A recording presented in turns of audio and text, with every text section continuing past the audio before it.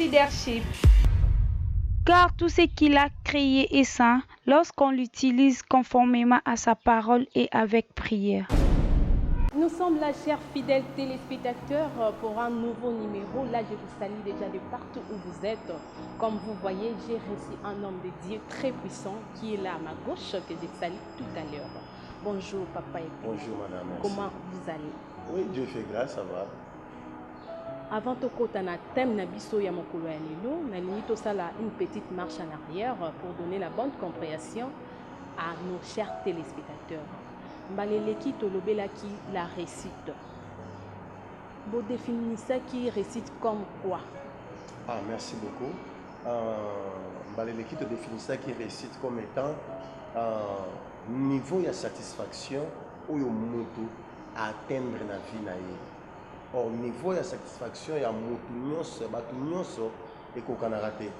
Moto mosusu okoki kopesa ye $500 pona ya monique ekoki ya sepeli azozwango na sanza moko to na mois azozwango lokola lifuta na ye salaire a sepeli ya monique a réussir na vie na ye po azozwaka bongo azoko vaki na ba occupation na ye calmement a sepeli kasi pona mosusu monique pour na ye 5-16 ans moke niveau na ye ya satisfaction a monique il faut akoma na 1000 to 2000 mosusu pe na ngam mosusu akoluka ba million nde tolobaki ete réussite ezali niveau ya satisfaction oyo moto atteindre na vie na ye amoni ete akobokola bana na ye malamu akotangisa bango aza na mwa ndako na ye asepeli wana mpe eza réussite mais moto mosusu akoloba aluka ba million na ebele. Ok papa et puis maintenant, est-ce que eza vraiment souhait nzambe ke moto nyonso na se ya mabele à réussir? Est-ce que c'est vraiment la pensée de Dieu? Bon, koloba ete souhait ya nzambe na koloba oui.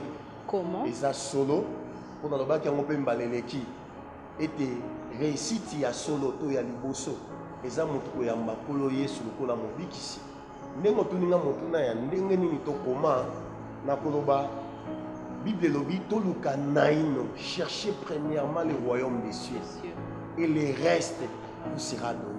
Donc elonga na siamo e awa eza nanu koyamba Yesu nde loko liboso ya moto kende na misala ba stratégie belebele mais moto ayambi Yesu ana garantie ete bon moine awa na se akubika ngona kimia pe akozala moto esengo so na koyiko bakiselo mo eloko moka mokie na koma otuninga wa na buko ba Corinthiens balobi boye soki moto aza ko espérer ka pona biloko ya se awa aza le plus malheureux yango tolobaki réussite ya solo eza na koyamba Yesu oyo nyonso etikali na nsima eza matabisi o même bapagane bakosambelaka na bango mpenza te bakowanganaka nzambe me baza na biloko wana biso mpona biso liboso nani ya diambo faut recevoir le Seigneur Jésus-Christ comme Seigneur et Sauveur. C'est ça la clé de base de la réussite. Merci papa et puis merci beaucoup. Tokota siko na thème na biso ya lelo, o memeli biso nini comme thème aujourd'hui?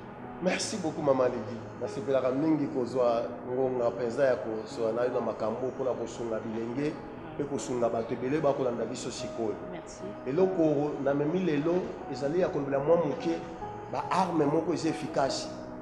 Makambo eza mwa malunga kosunga moto a réussi na bomo na ye. Quand vous parlez des armes efficaces, donc il y a aussi des armes qui ne sont pas efficaces. Oui, certainement. Il y a des armes efficaces pour réussir. Il y a aussi des armes qui ne sont pas efficaces.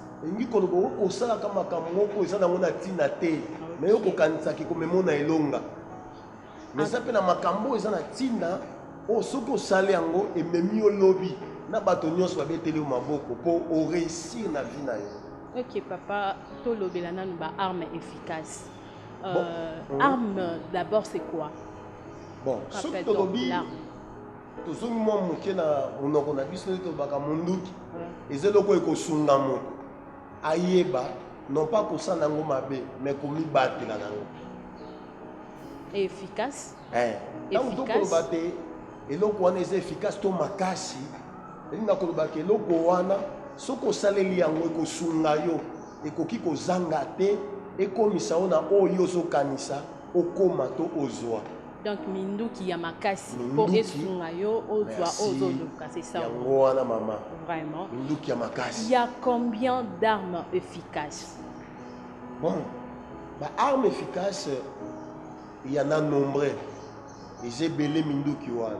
Ma beaucoup vu ko citer les biso énumérer les biso même quelques armes pour esunga biso petoyeba. Bon, et j'ai belé na ko kolobela mon koto mibale lelo. Ya liboso nga na lobaka na domaine oyo ya koloba kolonga na bomo ya mo. Kolonga eloko arme liboso est efficace eza mutu ayeba nini abengama nango. Koyeba na nini obengama nango. Donc arme liboso yango wana. Oyeba nini obengama nango to na ndenge mosusu nzamba benga yo aona se kosala nini. O bato mingi bazobika ona se lokola ka bazobika toyaki awa te kaka mpona kotanga kobala kobota mpe kokufa te toyaki awa na mission moko nzambe atinda moko na moko etango osali mission na yo wana esengeli normalement mission na yo wana se etika héritage mpona bagénération future oyo bakoya nsima bango mpe baprofite nango. Donc, si quelqu'un moko ya motuya yango tozuba keza arme moko efficace. Efficace. Donc, oyeba mission na yo na se ya machine. C'est ça au moins. Mission na yo a na se. Obenga mosala nini oyaki kosala nini potika pe nini okoki koleka te lokola nyama lokola libata sosote. Et deuxièmement, c'est quoi? Ya mibale kutu ya monaki na ya mibale.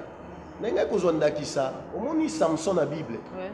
Samson yebaki eloko yaki kosala. Soko yelaki Samson akende koluka mosala moko esika moko po baengager ngai kokende te. Ayebaki ayaki po défendre le peuple d'Israël. Nanzela biloko mosusu te. Mais nanzela minduki azalaki nango makofi makasi ya nzoto. Abundela bana Israël lokola zuzi. Omoni Samson ayebaki o mosala ya bengamaki nango. Baza ebele bongo. Baza ebele. Tokota na deuxième arme. Deuxième arme. Merci beaucoup. Deuxième arme, eyaka soki mutu asa yebi nini abengama nango. Nde deuxième arme ye pona koyebisa mutu wana kozela te, n'attendez pas. Commencez à utiliser ce que vous avez. Kozela te banda mbala moko kosalela oyo oza nango. Potentialité nzamba pesa yo. Banda kosalela yango. Utiliser yango kozela eloko moko te yo banda koloba te na luka ya ebele na luka boye basunganga te na oyo oza nango banda yango moni nzambe kotindaka Moïse na Égypte abimisa bana Israël atindai na biloko mosusu te kana nzete Moïse asimbaki nde Moïse akota nango koyebaka pe kaza na nzambe pe banzete wana Moïse akotaki nango na Aaron esala ba miracle kuna mwana oyo ya mobali tango bazoluka biloko kolesa bato pa Yesu na ba Jean azaki na 5 pains na ye na 2 poissons baluka mosusu te Yesu alobi boya nango kaka wana donc oyo za nango salela yango yango nde kosala force to réussite na yo lobi yango soki na 2 Rois 4 1 à 7 okuta lisolo ya mwasi ya prophète mobali na kufi baye kokangi mpona niongo akepa prophète abi prophète muta niongo aye prophète Paul a dit makambo sa tuni eloko nini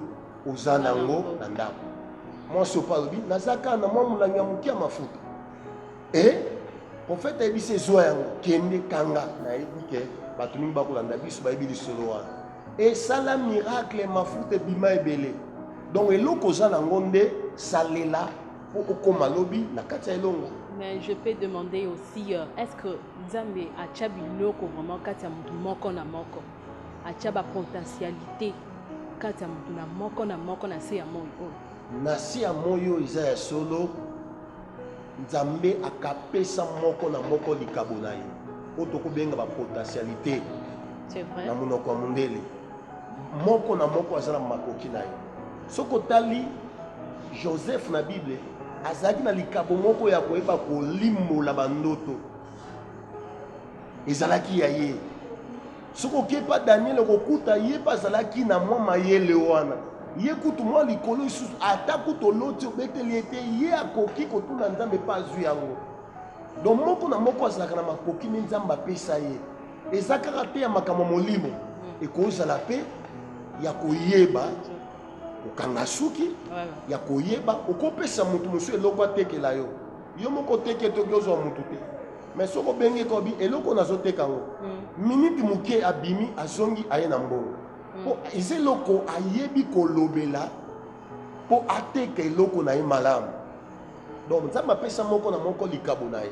Basusu baza balobeli ndenge moko na Bible lobi apesi molimo apesi na biso nyonso basusu baza babateli pate bapandisango moko na moko na likabo na ye. Merci papa Epimène nayebi ke eze belé ba arme eze belé ma tosuka na wana pona tango na biso tokoki kochiter na question oyo, quels sont de garde-fous à mettre pour ne pas tomber à l'échec? Des garde-fous à mettre pour ne pas tomber à l'échec. Oui. On a osé sanga mingi na kende na Biblia. Oui, c'est bien. On a koloba eloko liboso. Soko lingi o éviter o kakema to o échouer na bomoi na yo. Zala attaché na Nzambe. Po Nzamba tikala ko échouer te. Ye o bato benga échec akoki kokota na kati na suka nango akomisa ngo réussite. Donc bato bakoki komona ozokenda nzela moko balobi ekosimba te. Mais Nzamba yebi ke kosimba. Donc soko lingi okweya te okakema te to échouer te na bomoi na yo. Eloko liboso zala kaka attaché na Nzambe. Quel que soit mon sala, au sala bonazoto, mais la partie moko spirituelle, zala na relation, zala na alliance wana na Nzambe, pe relation, communion pe na Nzambe. Okoki kozala na relation na Nzambe, kasi ta musu communion no baby. Mais ce que zobate la communion na Nzambe, tôt ou tard, ata bato balobi kozo échouer, Nzambe na kati ya kokota makambo na yo oko réussir. Merci papa, un mot de la fin.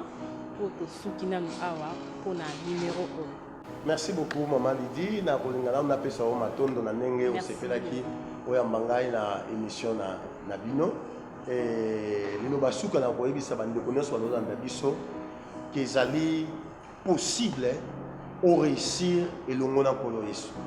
Quel que soit mosala ozosala na politique na mosala Nzambe to na makambo ya mimbongo okoki ko réussir facilement na Yesu Kristo. Yango tolobaki na ebandeli réussite solo to clé ya liboso pona kolonga esengeli koyamba Yesu lokola mokonzi pe mobikisi. Tika Nzambe apambola bino bino mbokolanda biso Nzamba zana bino nyonso kokosala botia Nzambe liboso.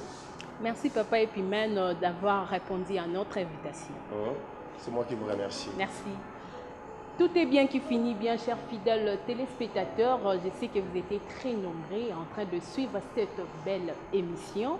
Là, je vous laisse déjà pour un nouveau numéro. Au revoir. Car tout ce qu'il a créé est saint lorsqu'on l'utilise conformément à sa parole et avec prière.